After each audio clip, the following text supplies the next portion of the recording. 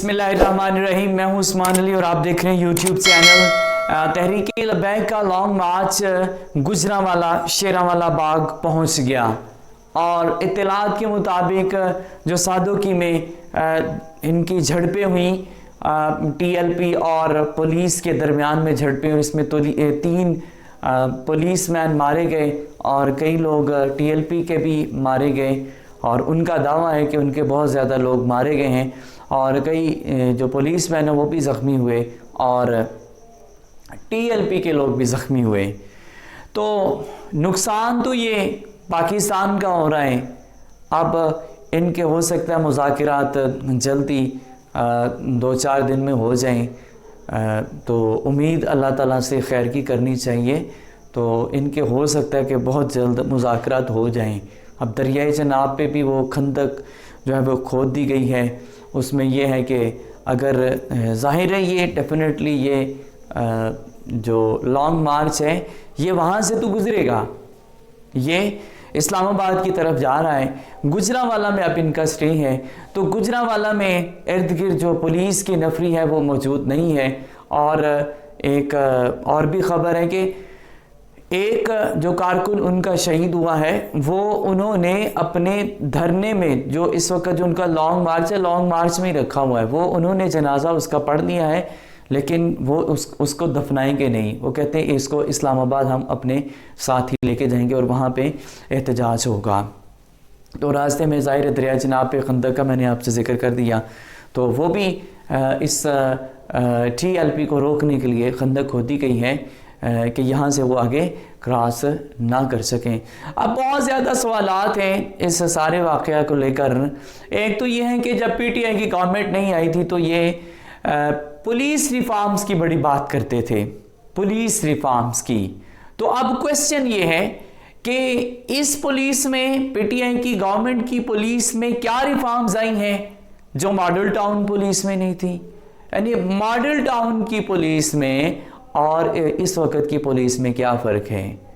अब आप कह सकते हैं कि रियासत एक माँ की तरह होती है, रियासत एक माँ की तरह होती है। अगर ये बिगड़े हुए बच्चे हैं तो रियासत को क्या इस तरह सलूक करना चाहिए? क्या रियासत जो माँ होती है वो बिगड़े हुए बच्चों को घर से निकाल देती है? क्या वो उसको अपने घर का फ़र्द नहीं समझती? तो आप उनके नज़रियात के साथ इख्तिलाफ कर सकते हैं, आप उनको इंतहा पसंद कह सकते हैं, लेकिन ये मारने का हक़ किसने दिया है?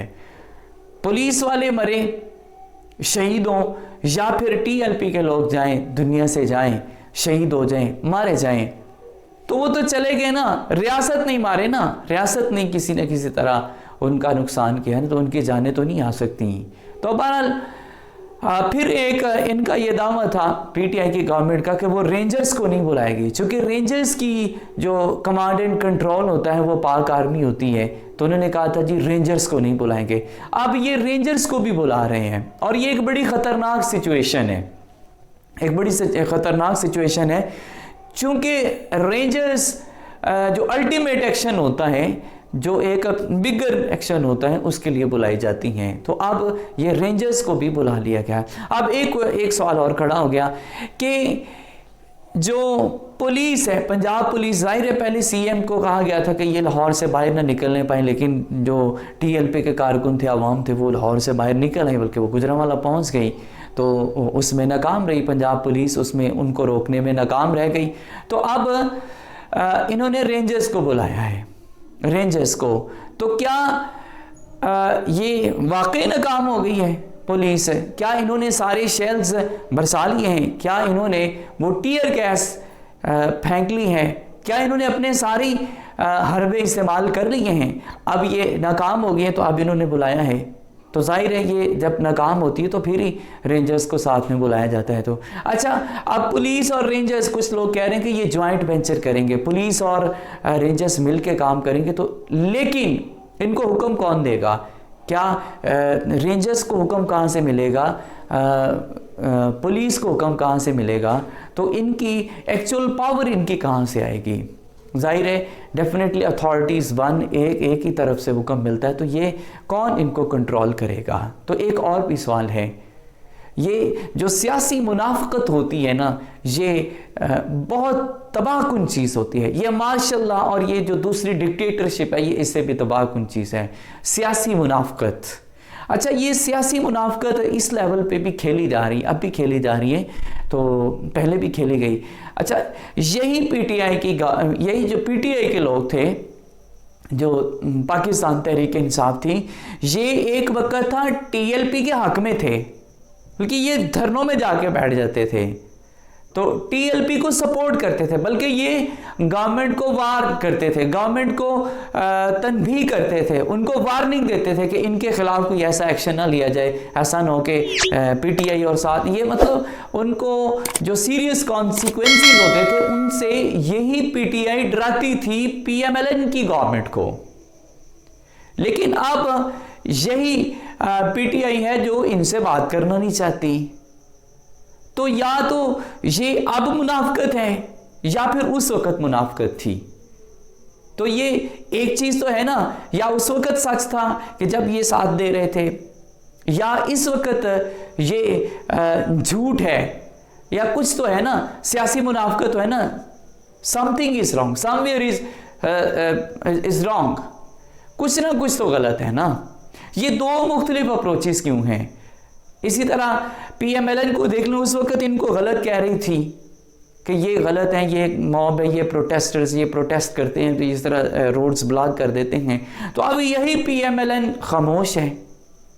तो ये एक बड़ी सीरियस सी बात है कि ये दो मुख्तलिफ अप्रोचेस क्यों होती हैं। जब गवर्नमेंट में होते हैं तो वाक़यात हालात की तरफ और अप्रोच होती है, तो जब हुकूमत में होते हैं तो चीज़ों की तरफ और तरह से सोचा जाता है। तो ये एक मुनाफकत इसको कहा जा सकता है। मौजूदा गवर्नमेंट के तो इश्यूज़ ही बहुत ज़्यादा हैं। एक तो अभी ये रिसेंटली चल रहा है टीएलपी का इशू, ये सॉर्ट आउट कर किया जा सकता था, स्टार्ट नहीं किया जा सकता था, लाहौर से निकलने से पहले ये सॉर्ट आउट हो सकता था, लेकिन ये नहीं किया गया। दूसरा इशू इनके लिए पीडीएम का है। पीडीएम इकट्ठी हो रही है, दोबारा से एहतजाज करेगी वो सारे काम, तो ये इनके लिए और अच्छा।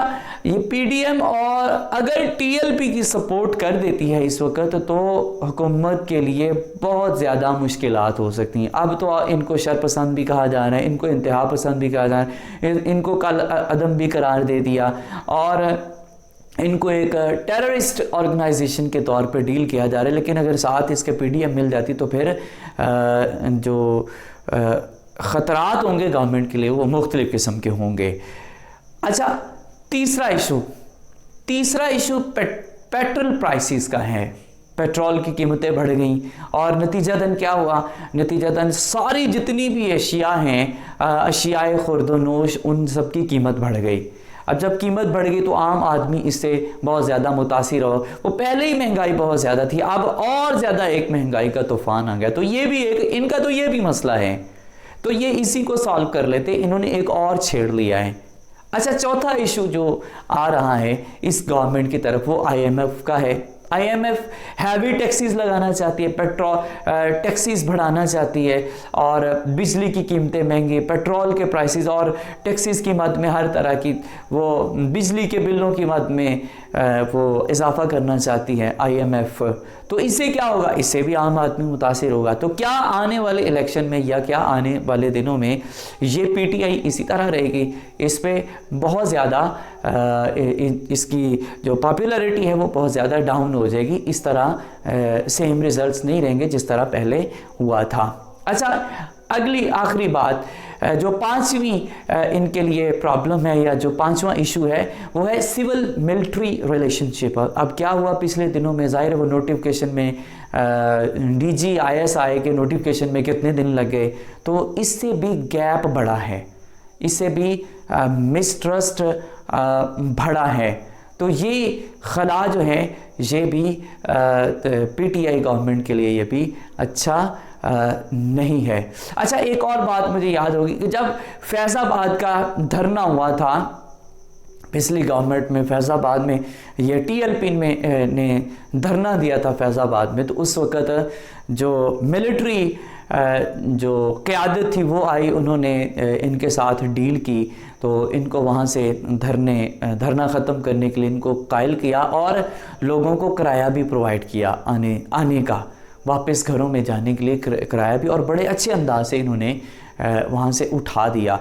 तो क्या अब नहीं उठाया जा सकता? तो ये क्वेश्चन और भी है कि पावर कहाँ से आ रही है। तो दिस इज़ अ बिगर और सबसे बड़ा सवाल ये है। अब तक के लिए इतना ही। अल्लाह ताला आपका, मेरा, हम सब का हामी नासिर हो, और अल्लाह ताला मेरे मुल्क की खैर करे, और ये मामला जो अभी हमारे मुल्क में चल रहा है ये अच्छे अंदाज से सॉर्ट आउट हो जाए, ये हल हो जाए, और ये मुज़ाकरात के ज़रिए हल हो, और अल्लाह करे मेरे मुल्क में किसी नौजवान की जान न जाए, किसी पुलिसमैन की जान न जाए, और किसी को भी किसी किस्म का कोई भी माली नहीं। अल्लाह ताला आपको बहुत ज़्यादा